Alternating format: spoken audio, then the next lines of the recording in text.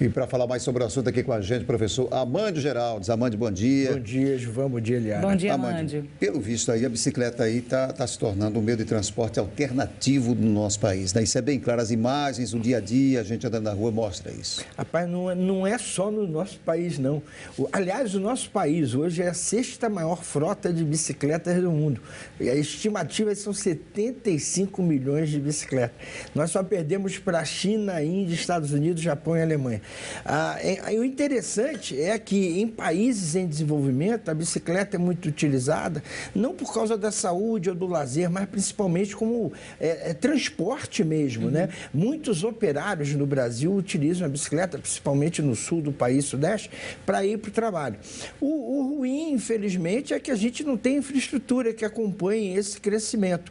Enquanto no Brasil a gente usa a bicicleta por conta do preço, por conta da manutenção, né? Em países como a Alemanha, a Holanda, por exemplo, eles usam a bicicleta para desafogar o trânsito. Então, tem muitas vantagens o uso da bicicleta, né? Desafoga o trânsito, diminui o custo, diminui o número de locais públicos destinados à guarda de carro, mas é necessário ter infraestrutura. E tem uma grande vantagem, além de você utilizar como meio de transporte barato, não poluir, você ainda tem alguns benefícios para a saúde relacionados ao ciclismo. Exatamente, né? Isso, não só como meio de transporte. E quais são esses benefícios à saúde que a bicicleta traz? Na verdade, a bicicleta é uma atividade aeróbia, né? Quando a gente fala em atividade física, a gente normalmente fala em atividade de lazer ou exercício, né? São as atividades mais, digamos assim, exploradas em termos de saúde. Mas a gente tem que lembrar que as atividades físicas têm outras classificações. Você tem atividades profissionais, domésticas, de lazer, em suma, você gasta o teu dia com atividade física. Uma pessoa que trabalha com uma ocupação que exige a caminhada o dia inteiro, não precisa fazer caminhada como atividade física, porque ela já caminha muitas horas. Então, muita gente, por exemplo, nós conhecemos pessoas que vêm do aeroporto para a Ponta Verde para trabalhar de bicicleta. Esse sujeito, mesmo que não esteja fazendo exercício, com certeza está tirando benefícios do fato de estar pedalando. O importante é você abandonar o comportamento sedentário, ou seja, qualquer atividade que você pudesse fazer sentado, se você faz pedalando ou caminhando, é benefício para a saúde com certeza. E acentuando-se aí a possibilidade de atropelamentos e quedas, o ciclismo parece ser muito seguro em relação a tudo isso. Agora, além desses problemas com acidentes, quais são os riscos aí que esse ciclista pode correr? Ainda sobre acidente, é uma loucura. O ano passado saiu uma reportagem no Jornal Brasileiro um artigo no Jornal Brasileiro de Epidemiologia, mostrando que o ciclismo no Brasil é responsável por 10% das mortes em acidentes de trânsito. São 32 mil pessoas de 2000 a 2010 morreram em mortes relacionadas com o ciclismo. E esse artigo deu umas informações interessantes.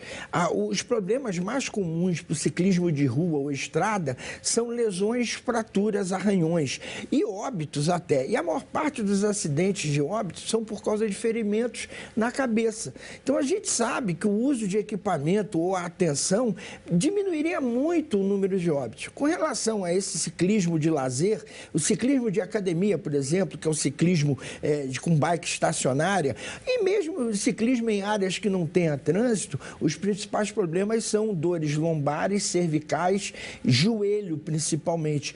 Mas normalmente são dores que podem ser facilmente, digamos assim, minimizadas pela colocação correta da altura do cilindro, da posição do guidão e da própria postura de pedalada. Por isso que os equipamentos de segurança são muito importantes, né? Com certeza. Olha só, 50% dos óbitos de acidente com ciclista é por causa de lesões cranianas. Então, a gente sabe que se usar o capacete, o número de óbitos morreria muito. Com relação à bicicleta estacionária, essa bicicleta que você usa em academia, o importante é você saber qual é a técnica, qual é a altura, como você posicionar o joelho. Você não pode flexionar com um banco não pode usar o banco muito baixo, porque o joelho é muito exigido. A inclinação não pode ser excessiva, porque a coluna lombar é exigida. Então, essas coisas são facilmente minimizadas. É só usar. O problema é que no Brasil a gente não tem educação para isso. Você divide a bicicleta, o trânsito, você divide as vias hoje com os automóveis. Além de não usar equipamento, nós não temos educação para isso. A menina da reportagem mesmo citou, 2 vezes foi tocada por automóveis lateralmente, porque o automóvel não respeita a posição do ciclista. De vez em quando a gente escuta, Amanda, que tanto a natação como o ciclismo também são atividades físicas menos indicadas aí para quem tem problemas com a saúde óssea. Isso realmente procede? Isso é verdadeiro? Procede. E é interessante até lembrar isso, porque a gente esclarece algumas coisas. A saúde óssea está relacionada a 2 coisas. A bioquímica, que é controlada pelos hormônios. Se você tem os hormônios funcionando normal, as mulheres, principalmente o estrogênio, é um dos que defendem a perda óssea. E você tem também os motivos biomecânicos. A saúde óssea é estimulada pelas cargas mecânicas, compressão, tensão e torções, além de outras cargas. Então, na verdade, o que mais estimula a saúde óssea ou a osteogênese é o impacto, a compressão, a gravidade sobre o corpo e a contração muscular. Como a água minimiza a ação da gravidade, diminui a compressão, e o ciclismo, você anda sentado e inclinado, essas não são as atividades mais indicadas para a saúde óssea. Isso não quer dizer que não sejam atividades boas, são excelentes atividades para a saúde. Mas podem ser complementares também, Sim, não pode? Você falou a palavra correta, Giovana. O bom senso significa complementação. Se a pessoa tem problema ósseo e precisa melhorar a saúde óssea, eu não mandaria pedalar nem nadar. Eu mandaria, se você gosta de nadar e pedalar, faça-o. Entretanto, você tem que complementar com alguma outra coisa. Ou caminhada, ou subir escada, ou pular corda, depende do grau de problema ósseo da pessoa, ou pular, ou seja lá o que for. Por isso, existem campanhas importantíssimas nos Estados Unidos para as meninas voltarem a pular corda e pular amarelinha, porque elas estão deixando de ser fisicamente ativas e é na infância que você constrói massa óssea. Sem dúvida. E a pessoa que anda muito de bicicleta, ela corre o risco de desenvolver mais pernas do que braços? Pela lógica, sim. Você pedala e deixa as mãos paradas. De novo, depende do tipo de ciclismo.